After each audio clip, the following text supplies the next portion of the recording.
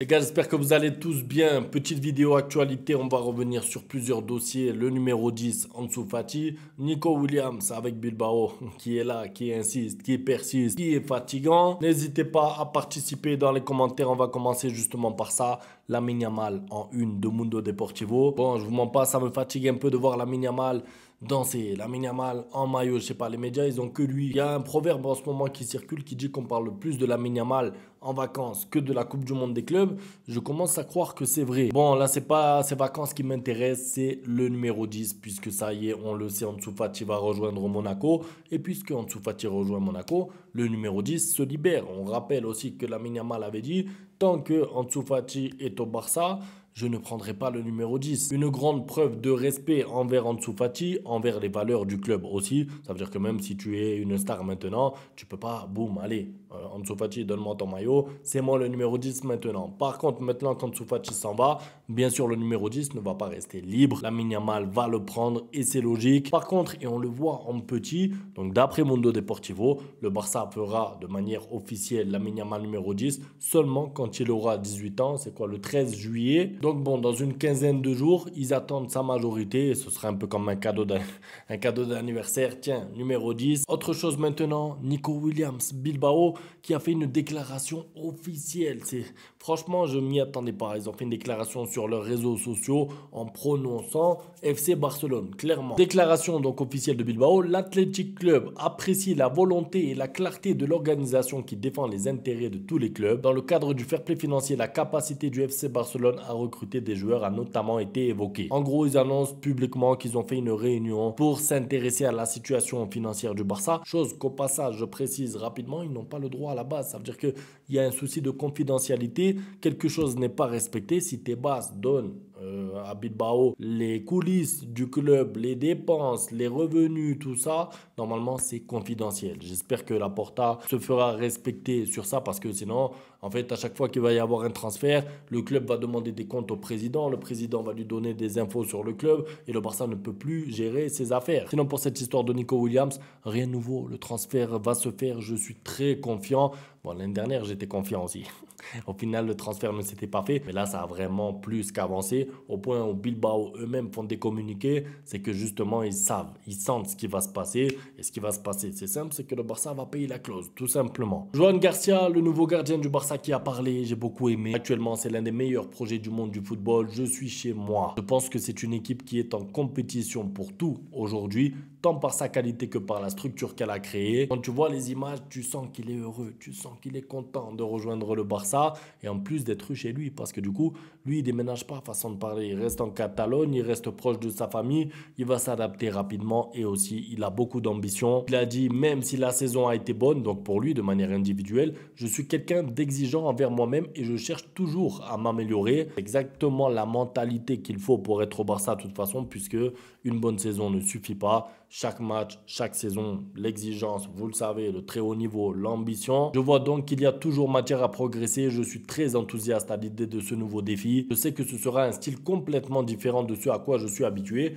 mais je suis confiant à ma capacité d'adaptation. C'est vrai que c'est pas la même chose. Encore une fois, quand tu es à l'Espagnol Barcelone, quand tu prends des buts, ça fait partie de ton quotidien, quoi. C'est normal. Ça veut dire que bon, tu es pas la meilleure défense de l'Espagne, tu vises pas le titre, tu joues pas des classicos. C'est pas les mêmes exigences, mais moi aussi je lui fais confiance puisque lui-même est conscient de la situation, de l'écart de niveau entre l'Espagnol Barcelone et le Barça, de l'écart d'exigence qu'il y a entre les deux clubs. Perisic ne signera pas au club. Alors bon, je vais pas vous mentir, c'est pas grave. Si Nico Williams vient et qu'en plus il y a Rashford et qu'en plus il y a le nouveau gardien, voilà, on pourra pas se plaindre du mercato du Barça. Je pense qu'ils sont en train de bien travailler. Maintenant, Perisic, c'était un plus pour être remplaçant, pour remplacer Ansu Fati en fait, façon de parler. Donc c'est pas très grave. Évidemment, à condition que le dossier Nico Williams se conclue. Ça veut dire que bon, sinon, le contrat de Koundé se termine en 2027. Le Barça veut prolonger d'une saison supplémentaire. Koundé et le Barça sont tous deux bien disposés à l'égard de l'expansion. Les discussions avancent. Très bonne nouvelle, rien de spécial. On sait que Koundé est un joueur qui aime sa vie au Barça, qui aime sa vie à Barcelone. Il prend du plaisir. Après, je me demande est-ce que lui, il n'a pas envie de retrouver l'axe. Est-ce que lui, un jour, il n'aimerait pas être défenseur central là où il a été formé. Il est très bon à droite, il n'y a pas de problème, mais je me demande en fait, dans l'épanouissement personnel de Koundé sportif, est-ce qu'il n'a pas envie de retrouver l'axe? En parlant d'axe, Araujo, sur le départ, je ne sais pas, mais en tout cas, la Juventus le veut. Et moi, je vous conseille la Juventus d'aller le chercher parce que 5 buts hier, et ils auraient pu en prendre 7 ou 8 contre Manchester City. Il y a un problème en défense centrale là, aller chercher.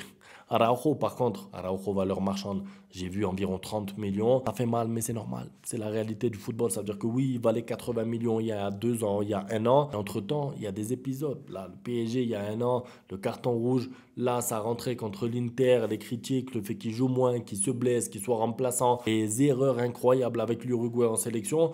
Tout ça font que sa valeur marchande baisse, c'est normal. Est-ce que j'aimerais qu'il parte à 20 millions? Peut-être pas. Il peut toujours avoir son importance dans pas mal de matchs, surtout si Hansi Flick décide d'adapter sa défense de temps en temps, c'est-à-dire jouer un peu plus bas. En fait, pour moi, Araujo n'est pas fait pour jouer aussi haut. Il n'est pas fait pour jouer le hors-jeu, même s'il court vite, même s'il se replace bien. Il n'est pas à l'aise en fait, tu vois qu'il n'est pas à l'aise. C'est pas pour rien si son meilleur match, je crois que c'est quoi? C'est sa rentrée contre Benfica, contre le Barça, il est à 10 contre 11, parce que le Barça est tous derrière et du coup il est là, il défend, il est dans la surface, il dégage des ballons. Dans ce domaine-là, il est très bon, mais pour défendre très haut, je le trouve en difficulté presque permanente. Je termine avec ça, 60 000 personnes pour le Gamper. Donc une semaine on dit 35 000, l'autre on dit 60 000. Bientôt ils vont nous dire que le stade pourrait être rempli à fond pour le Gamper. Bon, c'est dans 1 mois et quelques jours, donc je pense pas évidemment, mais en tout cas c'est une très bonne nouvelle. Ça veut dire que peut-être que pour octobre-novembre, le Camp Nou sera terminé en tout cas à 80%. Des travaux qui finalement auront duré plus que prévu, mais là on voit clairement l'avancée des travaux semaine après semaine, ça fait plaisir à voir. Et évidemment j'ai hâte de voir le Barça jouer son premier match là-bas. J'y serai pas personnellement pour le Gamper, mais je sais qu'il y a beaucoup d'abonnés qui y vont, qui se déplacent, qui voyagent justement pour le Gamper. Bon courage pour avoir des places, en tout cas ce sera plaisant. C'est tout pour la vidéo, c'était pour revenir un petit peu sur tout ça, donc dites-moi dans les commentaires qu'est-ce que vous pensez déjà du numéro 10. Est-ce que pour vous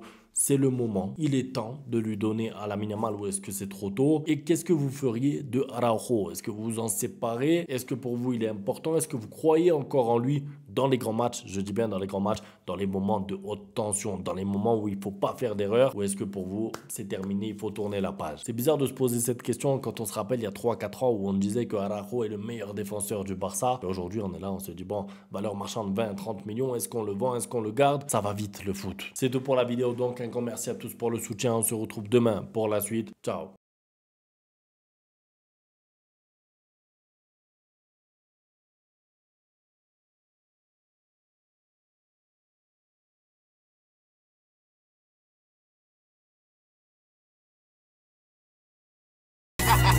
Bang, bang, bang, bang, goodbye. Ustedes pueden aceptar mi negocio o aceptar las consecuencias. Plata o plomo.